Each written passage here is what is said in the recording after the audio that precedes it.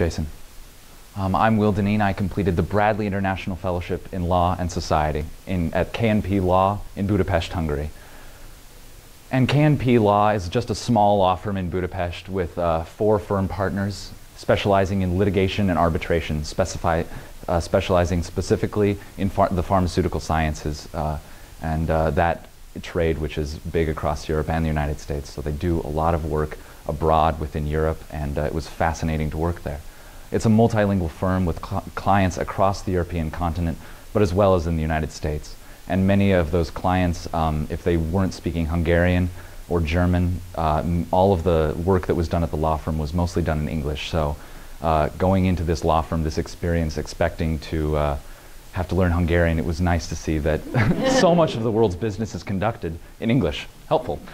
So I had a diverse area of work to be done, but primarily I was happy to see that at the firm there was a need for me to translate or at least work on editing translated documents from English that were translated from Hungarian to English. And so just having that local, that Western perspective, as they called it, to be able to review documents that they needed to send off to locations such as to London or to New Jersey or to even Germany, that was really helpful to the firm.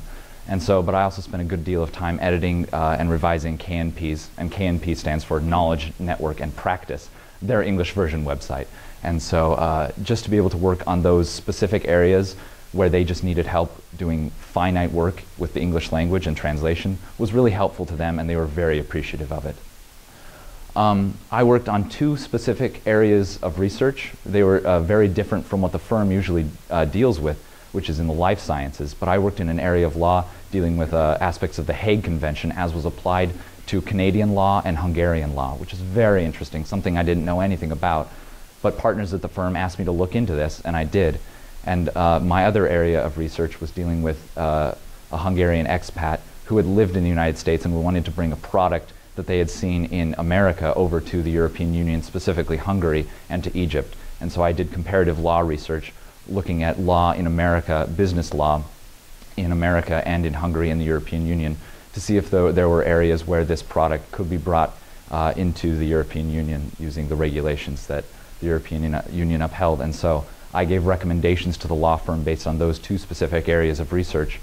And I ended up actually meeting with clients dealing with my second area of research, and that was, well, intense, but really interesting and fun. And to give a recommendation on that was appreciated by the firm, and to me that was an incredible area of experience. I took this picture on a firm trip. We had some outings, they were fun.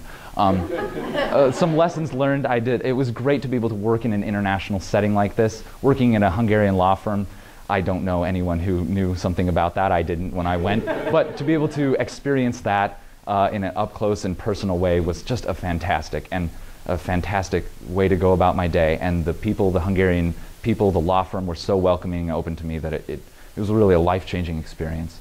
And to develop those skills to live and work abroad, I think, are incredibly important, and I really had that experience in the law firm, whether it be dealing with just a diverse set of tasks that any day I could, some days we're just sitting around waiting for a task, but all of a sudden some contract came in that needed to be reviewed or needed to be edited, or a translation needed to be sent to a pharmaceutical company. The office is in New Jersey or in Hamburg. And so just those aspects of work were really important. One time I had to go to Vienna. I just went to Vienna on a weekend, and they called me up in a panic. They had ordered books from a Vienna law firm that weren't going to be able to be there on Monday for a trial, and they said, "Will, you must pick up these books." And so I said, "Okay." So there I was traipsing across Vienna looking for these books. And so I felt helpful even then.